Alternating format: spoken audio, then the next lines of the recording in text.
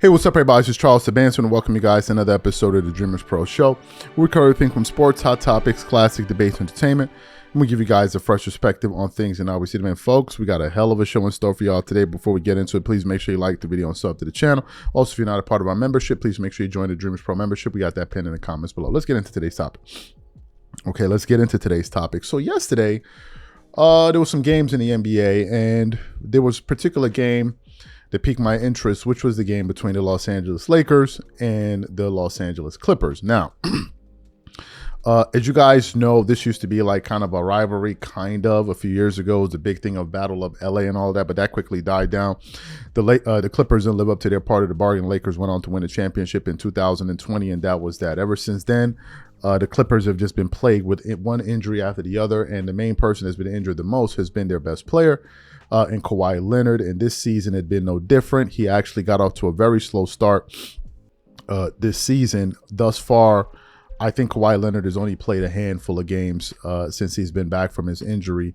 He's only played 5 games. All right, literally a handful of games. 5 games this season. So he's working his way back into the lineup and getting himself back into basketball shape there. Obviously, the Clippers shipped off Paul George, which I think was the best, which I think was the correct thing to do.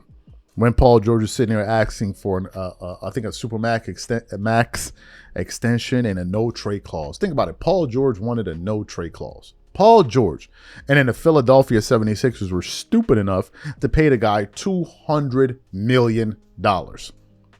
$200 million, and he got injured again. Last time we heard from Paul George, he basically said he was bored. All kind of crazy stuff, right? So they paid him that. So going into that game, I was a bit interested to see how the game went, and I watched pretty much the entirety of the game. And early in the game, the Clippers were doing pretty well for themselves. They were handling the Lakers pretty well, although the Lakers were able to make it competitive from various stretches of the game. But in the first half of that game, the Lakers scored 49 points to the Clippers 64 points. But then it got to the second half, and things just got out of hand, and the Clippers kicked it into a totally different gear and ended up just blowing the doors off of the Lakers. So this is the analysis that we actually want to get into right now. So let's get into the breakdown of this game here. Let's get into that now. In the second half of that game, the Clippers ended up playing well as well. The Lakers scored 53 points to the Clippers 52. The Lakers made a run in that third quarter. But what's interesting is that in the second half of the game, Kawhi Leonard only played 8 minutes. Kawhi did not play the fourth quarter at all because he was under minute restrictions. In the minutes that he did play, which were 24 minutes, he shot 70% from the field, 33% from the three-point line with 19 points with a plus-minus of 20.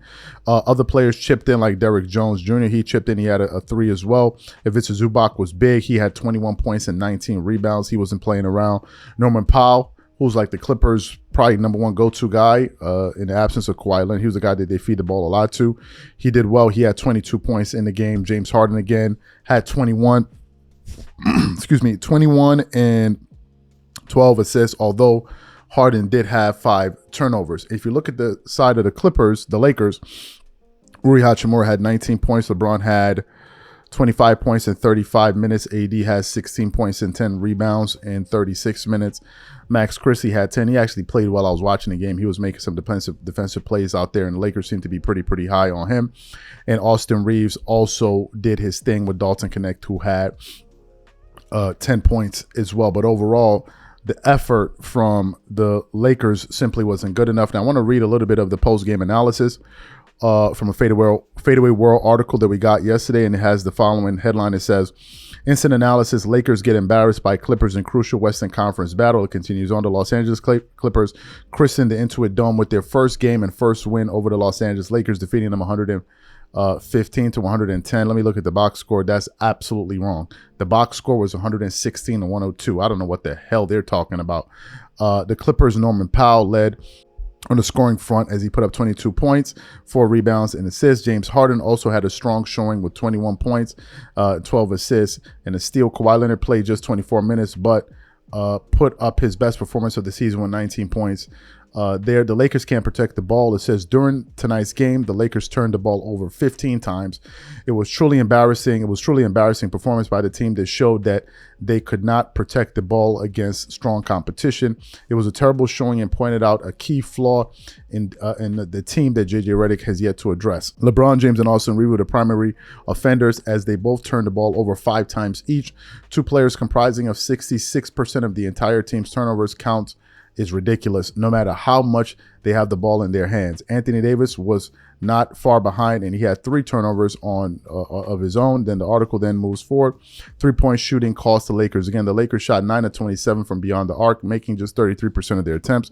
It was an abysmal night from range for the Lakers. The latest is what has been an inconsistent shooting season for the Lakers at best. These type of bad shooting nights have cost the Lakers numerous games. And then it talks about how the Clippers dominated the offensive glass and all of that. So it spoke about things from that angle. I want to quickly point towards James Harden, look at his stats on the season, because James Harden's having a fantastic season. All these all-star numbers.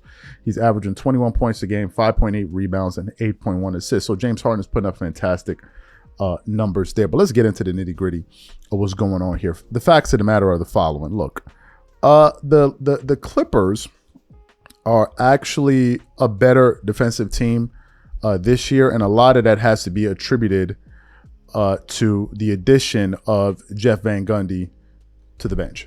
All right.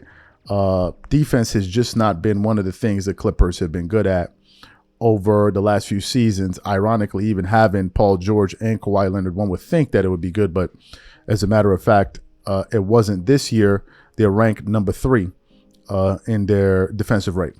Number 3 out of the 30 teams in the NBA, so that's good. Offense, they're not really a high-scoring powerhouse. They're 23rd in offense, but obviously you got to factor in that Kawhi Leonard wasn't there.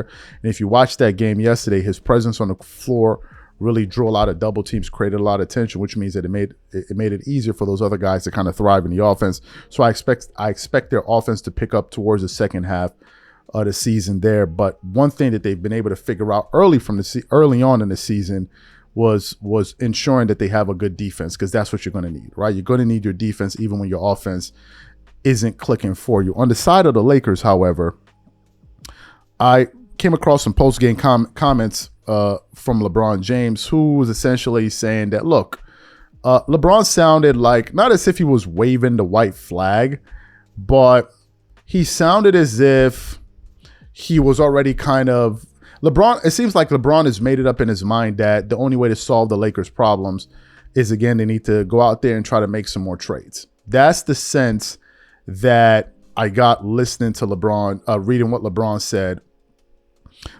this morning. I'm actually trying to pull up his quotes that I saw on Yahoo Sports not too long ago. Those quotes will come up momentarily. But if we look at the Lakers right now, defensively, they are ranked 23rd in the NBA in defense.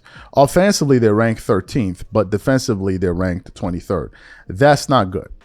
And that's not going to bode well for you in the playoffs. He actually said, we don't have a choice. This is according to Yahoo Sports, and I want to put up the image for you guys. He said, we don't have a choice. That's where our team is constructed. Again, pointing to management. We have to play close to perfect basketball, right? So LeBron seems to be taking a shot at the general manager or whomever it is, right? That they don't have a good enough roster or whatever the case may be. This team isn't good enough. So it is what it is. It was a pretty interesting game, but I think there's a lot more improvement for both of these teams going on into the season. But what I want to know from you guys, what were your takeaways from yesterday's game? Whatever you guys think, please leave your thoughts and comments in the comment section. We catch you on the next show. Peace.